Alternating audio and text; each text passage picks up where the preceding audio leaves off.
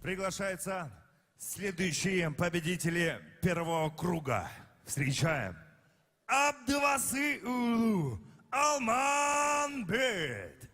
For the strong-willed, when the world gives you a raw deal, set you off till you scream, piss off, screw you when it talks to you like you don't belong, or tells you you're in the wrong field when something's in your mitochondrial, cause it latched on to you like knock knock, let the devil in, malevolent as I've ever been, head is spinning, this medicine screaming, dick dick dick, let us in, it dick dick like a salad bowl, Edgar Allan Poe, bedridden, should have been dead a long time ago.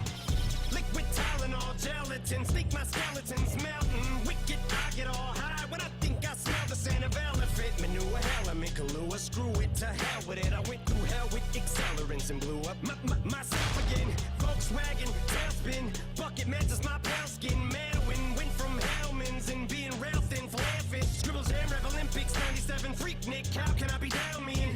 Bazaar in Florida, Bruce room, slept on the Florida motel then. Dr. Dre said, hell yeah. Спасибо. Got a stamp like a postcard. Ребят, там не толпимся. 2 секунданта и все. Остальные, пожалуйста, освободите вот это место. Касается всех бойцов. Встречаем его соперника. Джумабеку Темирлан. It's the one and only Digo Double G. Snoop Dogg. You know I'm mobbing with the D.R.E. Bass, boosted by DJ. It's the one and only Digo Double G. Snoop Dogg. You know I'm mobbing with the D.R.E. It's the one and only Digo Double G. Snoop Dogg. You know I'm mobbing with the D.R.E. It's the one and only Digo Double G.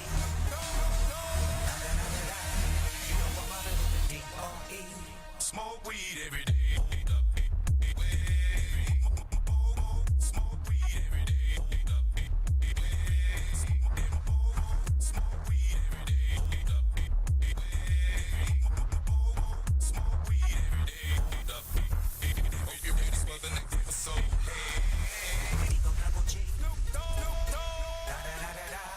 You know I'm mobbing with the D.R.E. Yeah.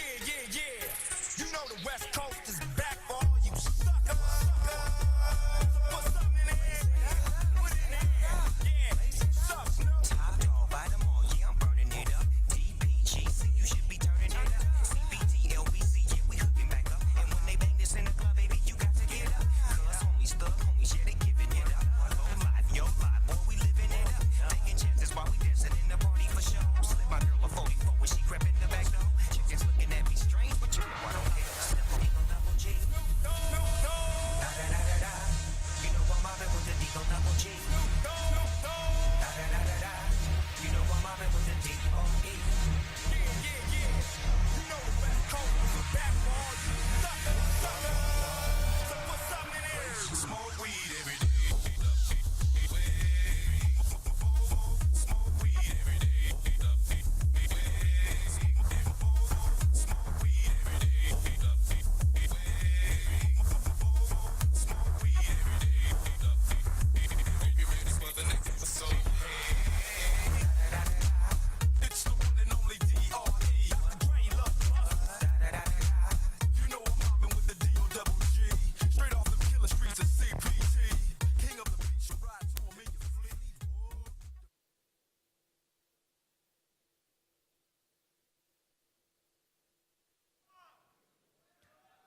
Поприветствуем бойцов, подбодрим аплодисментами, дорогие друзья, за выход в полуфинал. Итак, справа от меня боец в синем углу, весовой категории 57 килограмм, рост 107 сантиметров.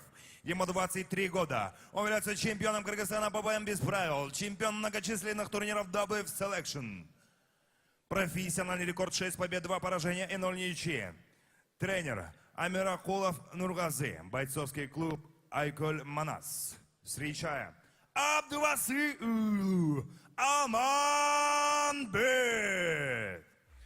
И его соперник в красном углу. Весовой категории 57 килограмм, рост 107 сантиметров, ему 24 года. Чемпион Кыргызстана по боям без правил. Чемпион WF Selection 3, 6 и 8. Победитель WF Pro Fight 16. Серебряный призер Азии по ЖКПЖ Казахстан. Профессиональный рекорд 6 побед, 2 поражения и 0 ничьи. Бойцовский клуб Альфа Профи. Тренер Ниязахунов Руслан. Джумабекулу Темирлан. На середину.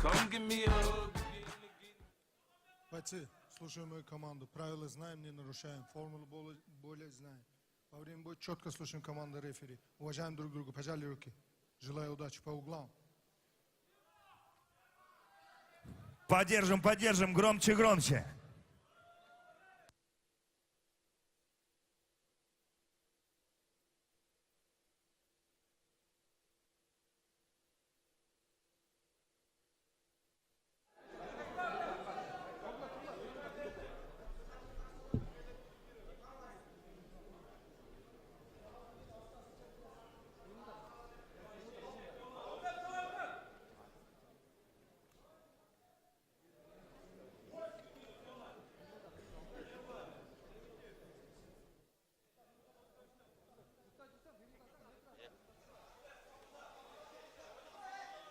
Мушкерлер бири-биринен азыр мына ушундай кооптонуп, бири-бирин чалгындап жаткан мезгили. Дароо кандайдыр бир ойлонулбаган чабуулга чыгуу туура эмес экенин биз резервдеги беттеш Вальдемар Браундун тирешинде көрдүк. Вальдемар Браун моюнун алдырып койгон. Андыктан бул жолку мушкерлер дароо чабуулга барбастан бири-бирин көтүп контр аракеттерди жасоо менен мушташа тургандай. Эки спортчу тең туруп мушташууну сүйгөн мушкерлер. Андыктан нокаутты көрүп калышыбыз дагы мүмкүн. Буга чейинки беттеште Арген Маратбек уулу атаандашынын эмненин натыйжасында жеңип алды. Алгач аны жерге нокдаун менен жыкты десек да туура болчудай. Андан кийин гана мойнуна алган. Анткени эсин жоготуп бара жаткан спортчу жерге партерге которулуп эптеп андан айып кетип, андан кийин беттешти уланткысы келет. Жана азыр өзгөчө сокку менен атаандашын кармагандай болду. Бул жолкусунда Алмамбет Абдыбасы уулу ал эми каршылашы моюндан кармап клинчке кирип иш аракетти жасагысы келди. Темирлан Жумабек уулу анысы ишке ашкан жок. Жана Алмамбет Абдыбасы уулу дагы эки соккусун таамай багыттап жиберди. Өзүңүздөр көргөндөй колдойдо көтөрүш керек. Темирлан Жумабек уулу азыр сериялуу эки таамай сокку жана андан кийинкиси дагы оңнан чыкты. Темирлан Жумабек уулу өтө оор соккуларды көтөрүп жаткан мезгили. Мындай соккуларды көтөрүп чындыгында чыдап коюу оңой эмес. Алмамбет Абдыбасы уулу азыр чындыгында өзгөчө бир тактыктагы соккуларды багыттап жиберди. 3 таамай сокку өтүп кетти. Андыктан чабуулун улантууга жол издеп жатат. Темирлан Жумабек уулунун биз мүнөзүн айта кетишибиз керек. Кросс соккусу менен кармады буга чейин. Андан сырткары сол хук соккусу менен менимче Алмамбет Абдыбасы уулу таамайынан өзгөчөлөндү. Дагы да болсо мүмкүнчүлүк бар. Жана Темирлан Жумабек уулу азыр беттешти партерге которууга жол издеп жаткан маалы 3 соккуну өткөрүп жибергенине карабай бутуна туруп дагы да болсо уланып жаткан мезгили.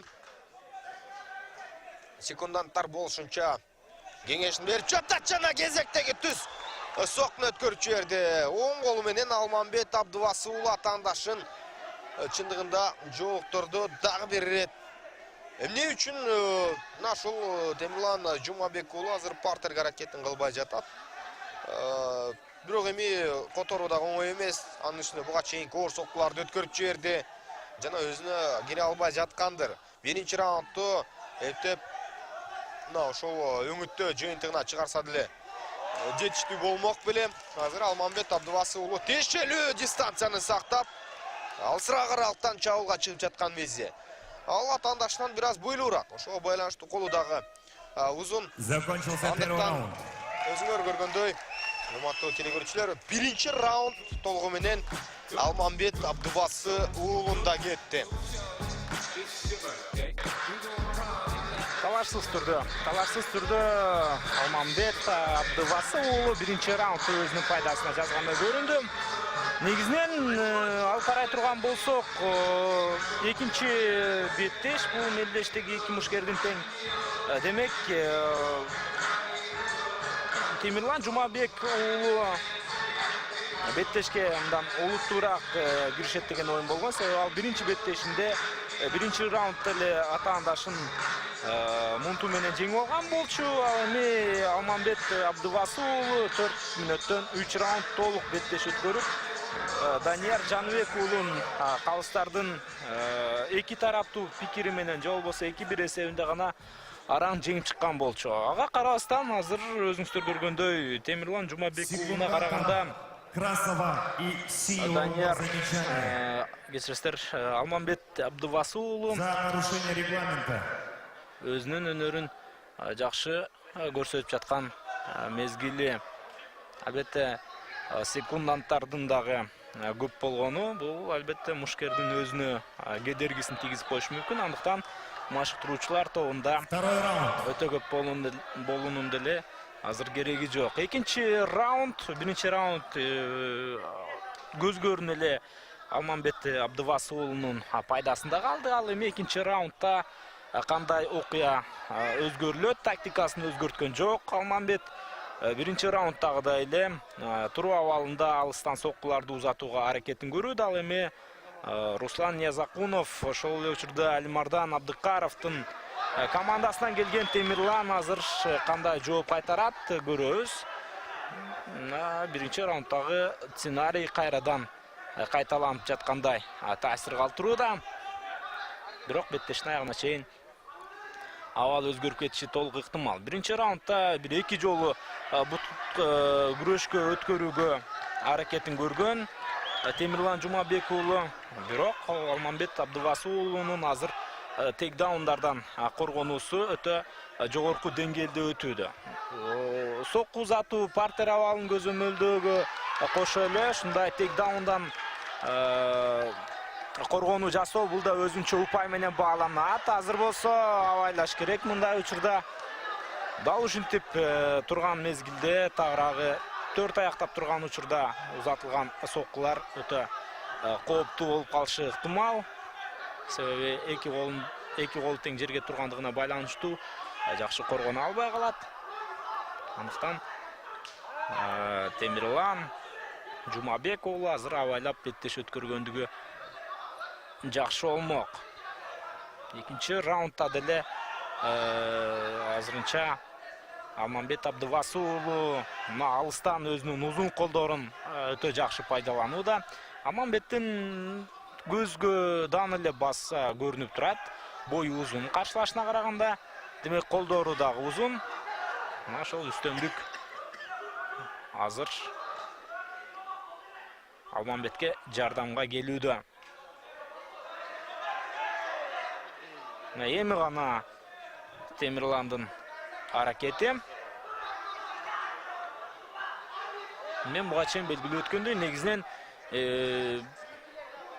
Темирлан Жумабек уулу биринчи беттешинде аз эле убакыт эрөөлө өткөргөн болсо, ал эми Алмамбет Абдубасы уулу өтө көп эрөөлдү өткөргөн болчу. Тагыраагы 3 раунд бою калыстардын эки тараптуу пикири менен гана жеңишке жеткен. Анын биринчи атаандашы Данияр Жаныбек уулу болгондугун айтып өтөбүз. Азыр болсо эми чабуулду Абдубасы уулу Алмамбет алыстан колдорду таштап уюштуруп жаткан чагы дагы болсо. Мындай окуя орун алып бере турган болсо, Темирландын бул беттештеги жеңиши өтө кыйын болуп калат. Биринчи, экинчи раундда азыр алдырууда Жок эле дегенде 1-2 жолу тейкдаунга кирип, абалды мындан ары көзөмөлдөсө, анда мүмкүнчүлүктөр балким жаралмак. Биз албетте эки мушкерге тең жан тартпайбыз. Эки тараптын тең мыктылыгын баалап гана коюшубуз абзел. Алмамбеттин персоналдуу күйөрмандары дагы абдан арбын экен. Бүгүн спорт ордосунда эгерде Гран-при мелдешинин жарым финалына чейин чыгып кете турган болсо, Алмамбет Абдывасы уулу сөзсүз түрдө WF уюму тарабынан жакшы бир бааланып, өз үчүн сыйлык калат деген ишеним бар. Эми материалдыкпы, ал же башкачабы, балким глобал мелдешинде жакында декабрь айында WF ошол эле учурда араб өлкөлөрүнөн келген Brave FC уюмдун ортосунда чоң аябай мыкты мушкерлер катышкан мелдеш болот деп анонс кылышты WF уюму. Демек, ошол мелдеште беттеш өткөрүп калуу укугундагы алып калышы ыктымал. Чындыгында Алмамбет Абдывасы уулунун бутка туруудагы аракеттери көзгө даана көрүнүүдө, андан сырткары аны мактап алкап коюуга татыктуудай. Эми 3-чү раунд, чечүүчү раунд. Темирлан Жумабек уулунда дагы али мүмкүнчүлүктөр жок эмес. Аны сөзсүз түрдө эми 3-чү бөлүктө колдонууга аракетин кылып көрөт. Секунданты с октагона.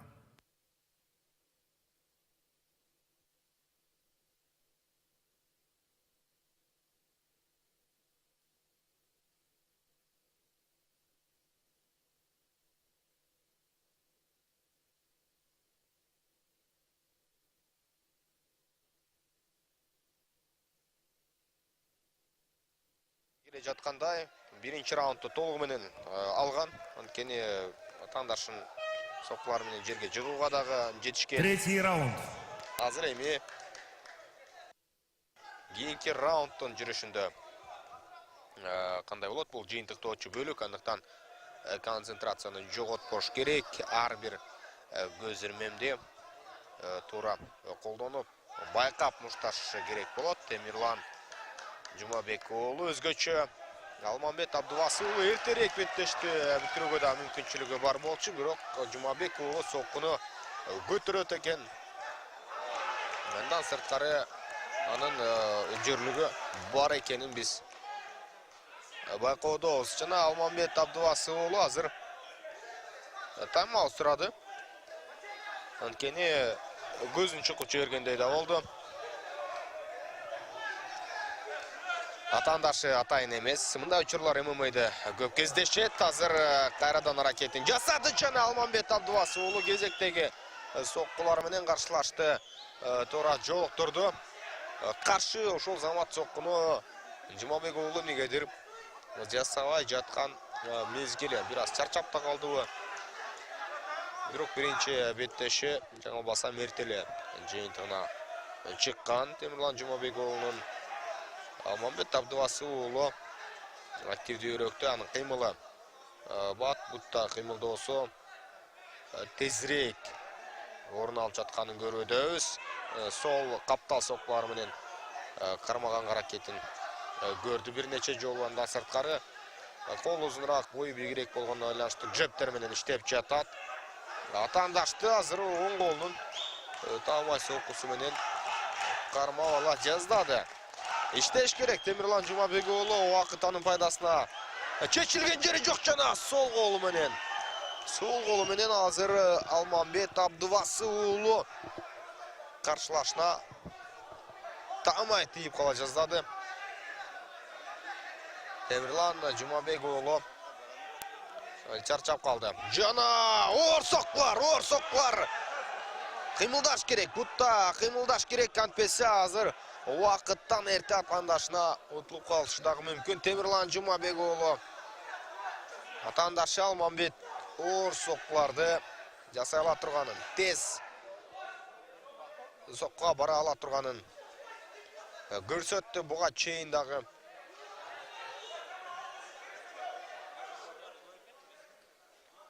Азыр Темирлан Жумабек уулунун мурдунан кан кеткен. Соккуну кабыл алган болчу буга чейин өткөрүп жиберген. Жана Алмамбет Абдубасы уулу азыр бир аз тыныгуудан кийин кайрадан баштады. Анын функционалдык даярдыгы күчтүүрөөктөй байкалып турат. Дагы да болсо бутунда тез кыймылдап жатканын байкоодобуз. Ага дагы албетте соккулар тийбей койгон жок. Бирок ушул Темирланчалык сокку өткөргөн эмес. Жана азыр активдүү кыймылда Алмамбет. Лоу киктин натыйжасында дагы бир рет түз тамай соккусун багыттап көрдү.